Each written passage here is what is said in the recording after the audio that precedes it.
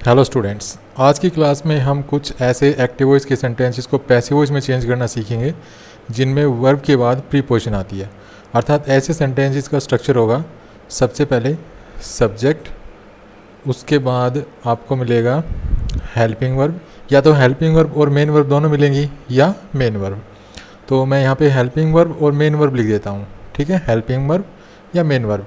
अगर sentence present indefinite या past indefinite में होगा तो आपको सिर्फ मेन वर्ब मिलेगी, और अगर इन टेंसेस में नहीं होके किसी दूसरे टेंसेस में मिलेगा तो आपको हेल्पिंग वर्ब और मेन वर्ब दोनों मिलेंगी। उसके बाद जो है प्रीपोजिशन मिलेगी एक, ठीक है, उसके बाद आपको प्रीपोजिशन मिलेगी, और इसके बाद जो है आपको ऑब्जेक्ट मिलेगा। तो कुछ इस तरह का सेंटेंस हो, इस तरह का स्ट्रक्चर होगा हमारे सेंटेंस का। सबसे पहले आपको सब्जेक्ट मिलेगा, उसके बाद आपको हेल्पिंग वर्ब, या तो हेल्पिंग वर्ब और मेन वर्ब ये मिलेंगी या सिर्फ मेन वर्ब मिलेगी, ठीक है। तो इस चीज़ को नोट करना है यहाँ पे। उसके बाद प्रीपोजिशन और उसके बाद ऑब्जेक्ट। अभी तक क्या होता था, अभी तक हमारे पास ये प्रीपोजिशन नहीं होती थी, ठीक है, ये प्रीपोजिशन है ना, ये नहीं होती थी। तो अब कुछ ऐसे सेंटेंसेस होंगे जिनमें मेन वर्ब के बाद आपको प्रीपोजिशन देखने को मिलेगी। तो ऐसे कुछ सेंटेंसेस को हम कैसे चेंज करेंगे पैसिव वॉइस में, आइए वो देखते हैं। तो सबसे पहले हम एक सेंटेंस लेते हैं ये, जैसे the police is looking into the matter. अब यहाँ पर हमारा ये है सब्जेक्ट, ठीक है, ये हमारी हो गई हेल्पिंग वर्ब और ये हो गई मेन वर्ब, ठीक है। तो ये हमारी, मैं वर्ब भी लिख देता हूँ यहाँ पे, ठीक है। उसके बाद देखिए ये यहाँ पे प्रीपोजिशन है इनटू, उसके बाद ये इस सेंटेंस का ऑब्जेक्ट है। तो इस तरह हमारे सेंटेंस का ये स्ट्रक्चर है। अब आपको क्या याद रखना है या किस चीज़ की ओर ध्यान देना है, कोई इंपॉर्टेंट कौन सा इंपॉर्टेंट पॉइंट है जिसको आपको माइंड में रखना है, वो ये है कि ये प्रीपोजिशन है वर्ब के बाद। आपको पैसिव वॉइस में इसको इसके साथ ही रखना है, बस ये छोटा सा पॉइंट आपको अपने माइंड में रखना है। बाकी सारे रूल्स वही रहेंगे जो हम ऑलरेडी सीख चुके हैं, ठीक है। तो इस सेंटेंस को जो हम पैसिव वॉइस में चेंज करते हैं, ठीक है, तो आप और अच्छी तरह से समझ जाएंगे कि ऐसे सेंटेंसेस को हम कैसे पैसिव वॉइस में चेंज करते हैं। तो एक्टिव वॉइस से पैसिव वॉइस में चेंज करते समय हमारा पहला रूल क्या होता है कि हम एक्टिव वॉइस के ऑब्जेक्ट को पैसिव वॉइस का सब्जेक्ट बनाते हैं। तो इसमें भी हम ऐसा ही करेंगे। तो हमारा ऑब्जेक्ट एक्टिव वॉइस का द मैटर, तो इसको हम सब्जेक्ट बना लेंगे द मैटर, ठीक है, ये हमने बना लिया सब्जेक्ट हमारे पैसिव वॉइस के सेंटेंस का। उसके बाद हम हेल्पिंग वर्ब यूज़ करते हैं। अब देखिए हेल्पिंग वर्ब हम क्या यूज़ करेंगे इसमें है इज़ प्लस वर्ब की फर्स्ट फॉर्म के साथ ING। तो जब भी किसी एक्टिव वॉइस के सेंटेंस में इज़ MR होता है ऑलरेडी एक्टिव वॉइस के सेंटेंस में, तो हम पैसिव वॉइस में भी इज़ MR का ही यूज़ करते हैं, या तो इज़ या M या R। ये डिपेंड करता है हमारे पैसिव वॉइस के सब्जेक्ट पे। तो ये हमारा सब्जेक्ट है पैसिव वॉइस का, ये सिंगुलर है तो हम इज़ यूज़ करेंगे। उसके बाद हम बीइंग का प्रयोग करते हैं अगर हमारे एक्टिव वॉइस के सेंटेंस में वर्ब की फर्स्ट फॉर्म के साथ ING लगा है, तो हम यहाँ पे बीइंग भी लगाएंगे। उसके बाद हम वर्ब की थर्ड फॉर्म का प्रयोग करेंगे, तो वर्ब की थर्ड फॉर्म हो जाएगी लुक्ड। अब हम देखिए बाई का प्रयोग करते थे, ठीक है, अब हम बाई का प्रयोग करते थे वर्ब की थर्ड फॉर्म के बाद, लेकिन अब क्योंकि यहाँ पर ये प्रीपोजिशन इसके साथ है, तो हम यहाँ पर बाई बाद में लिखेंगे, पहले इस प्रीपोजिशन को लिखेंगे, ठीक है। अब बाई लिखेंगे और बाई के बाद एक्टिव वॉइस के सेंटेंस का जो एक्टिव वॉइस का जो सेंटेंस था उसका जो सब्जेक्ट है उसको ऑब्जेक्ट बना के लिख देंगे। तो बाई के बाद हम ऑब्जेक्ट बना के किसको लिखेंगे, इस एक्टिव वॉइस के सेंटेंस की सब्जेक्ट को, द पुलिस। तो बाई द पुलिस हम लास्ट में लिख देंगे, ठीक है। The matter is being looked into by the police. तो ये हमारा पैसिव वॉइस हो जाएगा इस एक्टिव वॉइस के सेंटेंस का। नेक्स्ट सेंटेंस लेते हैं। इसमें देखिए द थीव्स हो गया हमारा सब्जेक्ट, ये हमारा सब्जेक्ट हो गया सेंटेंस का। ये ब्रोक वर्ब है, ठीक है, मेन वर्ब है। तो यहाँ पे मैं वर्ब लिख देता हूँ। यहाँ पर देखिए इसके साथ ये प्रीपोजिशन लगी हुई है इनटू। उसके बाद ये ऑब्जेक्ट है इस सेंटेंस का, और ये यस्टरडे जो है ये वैन का रिप्लाई है। तो अगर हमारे एक्टिव वॉइस के किसी सेंटेंस में अगर कोई ऐसा शब्द है जो वैन, वाई या वेयर या हाउ का रिप्लाई है, तो उसको हम कुछ नहीं कहते, उसमें कोई परिवर्तन नहीं किया जाएगा क्योंकि वो एक एडवर्ब होती है वहाँ पर। तो अब हम इस सेंटेंस को पैसिव वॉइस में चेंज करेंगे। तो सबसे पहला काम एक्टिव वॉइस के सेंटेंस का ऑब्जेक्ट का सब्जेक्ट बनाना। तो हम चलिए सब्जेक्ट बना लेते हैं। तो ऑब्जेक्ट है हमारा द हाउस, तो इसको हम सब्जेक्ट बना लेंगे द हाउस। उसके बाद हम क्या करेंगे, हम हेल्पिंग वर्ब यूज़ करेंगे। अब हमारे एक्टिव वॉइस के सेंटेंस में वर्ब की सेकंड फॉर्म है, तो वर्ब की सेकंड फॉर्म अगर हमारे एक्टिव वॉइस के सेंटेंस में होती है तो हम वॉज या वर में से यूज़ करते हैं पैसिव वॉइस में, ठीक है। तो हम यूज़ करेंगे वॉज, क्योंकि हमारा जो सब्जेक्ट है यहाँ पे द हाउस वो सिंगुलर है। तो द हाउस वॉज। अब हम वर्ब की थर्ड फॉर्म यूज़ करेंगे। तो ब्रेक की थर्ड फॉर्म, ये ब्रोक की थर्ड फॉर्म क्या होगी, इसकी फर्स्ट होती है ब्रेक, सेकंड होती है ब्रोक, थर्ड होती है ब्रोकन। तो हम यहाँ पे लिख देंगे ब्रोकन।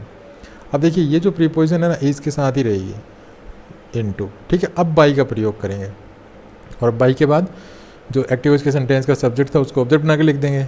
तो द थीव्स है तो इसको लिख देंगे बाई के बाद द थीव्स और लास्ट में फुल स्टॉप, ठीक है। अभी फुल स्टॉप नहीं लगाना था मुझे क्योंकि अभी मेरी एक एडवर्ब हो रही है येस्टरडे, ये मैंने नहीं लिखी है। तो मैं फुल स्टॉप ना लगा के पहले येस्टरडे लिखूँगा और फिर मैं फुल स्टॉप लगाऊंगा, ठीक है। अब मैं फुल स्टॉप लगाऊंगा। तो इन चीज़ों को थोड़ा ध्यान रखना, शब्द नहीं छूटना चाहिए। नेक्स्ट है they are looking at the bagger.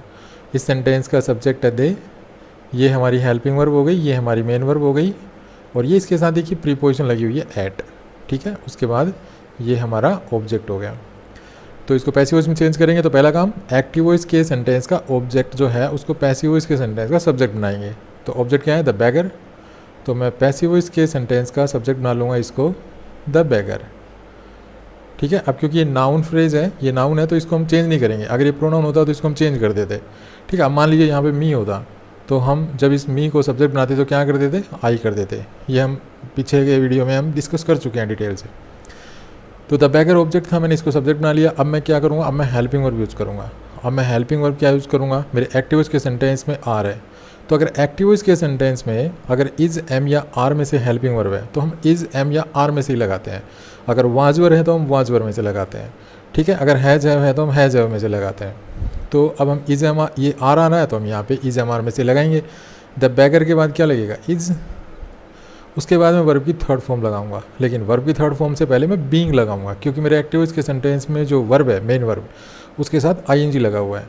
तो एक्टिव वॉइस के सेंटेंस में अगर मेन वर्ब के साथ आईएनजी लगा हुआ होता है तो हम हेल्पिंग वर्ब के बाद हम बीइंग का प्रयोग और करते हैं, तो हम बीइंग लिखेंगे।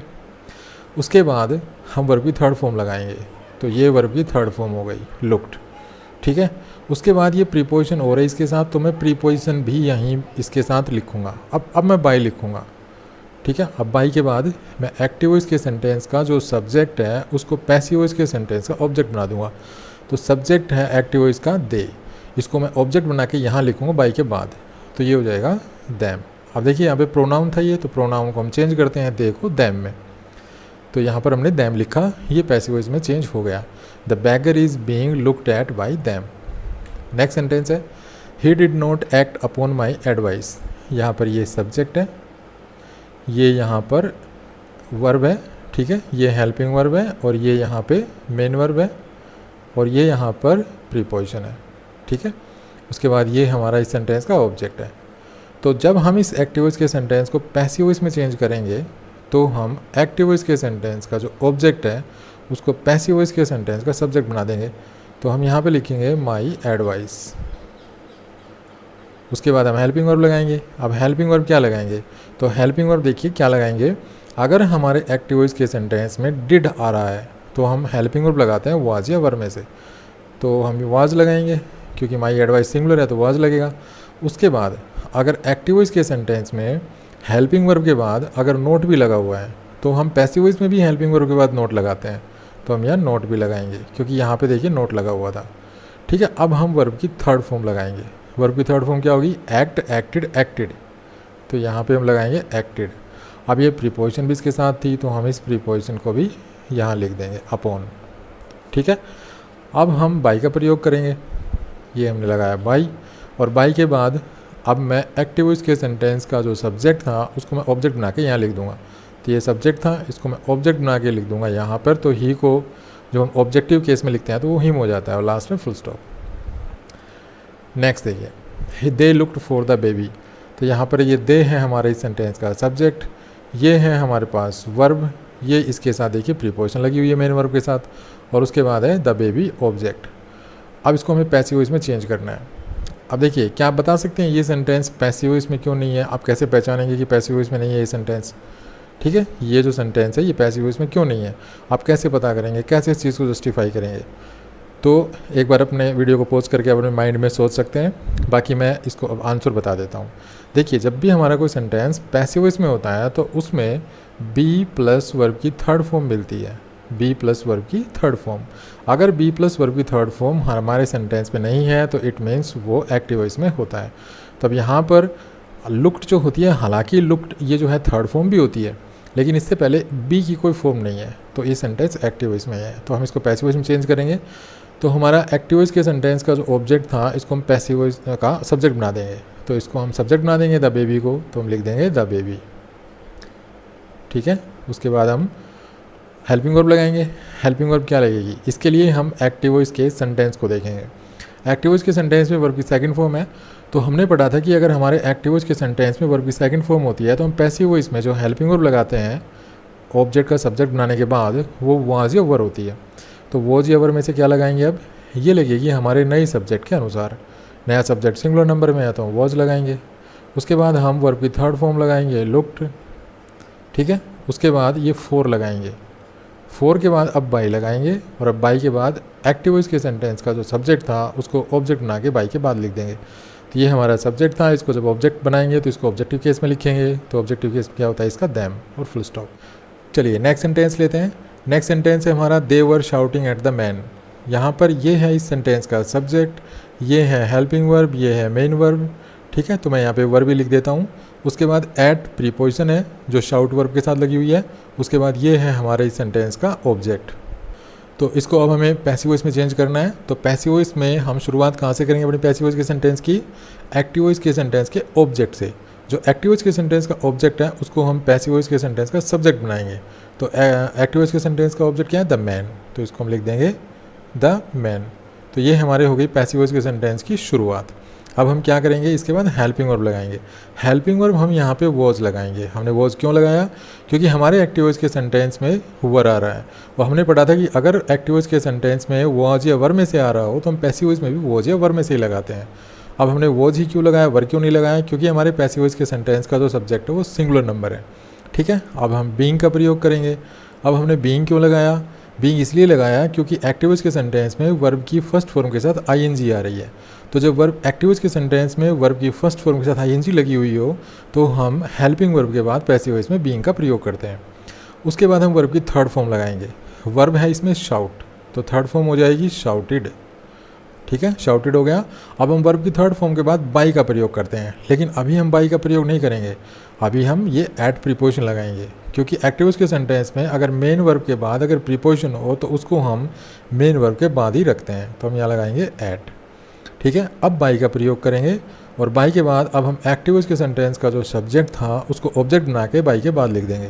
तो ये हमारा है सब्जेक्ट एक्टिव वॉइस के सेंटेंस का, इसको हम ऑब्जेक्ट बना के लिख देंगे बाई के बाद, तो ये हो जाएगा दैम, और लास्ट में फुल स्टॉप। ठीक है, आपको ये जो पंक्चुएशन मार्क है इसका ध्यान रखना है। एक्टिव वॉइस के सेंटेंस के लास्ट में जो पंक्चुएशन मार्क होता है वही पंक्चुएशन मार्क पैसिव वॉइस के सेंटेंस के लास्ट में लगता है। तो इस वीडियो में इतना ही। अगर आपको वीडियो पसंद आया तो प्लीज़ लाइक कीजिए, शेयर कीजिए, चैनल को सब्सक्राइब करना ना भूलें। Thanks for watching this video. Happy learning, bye bye.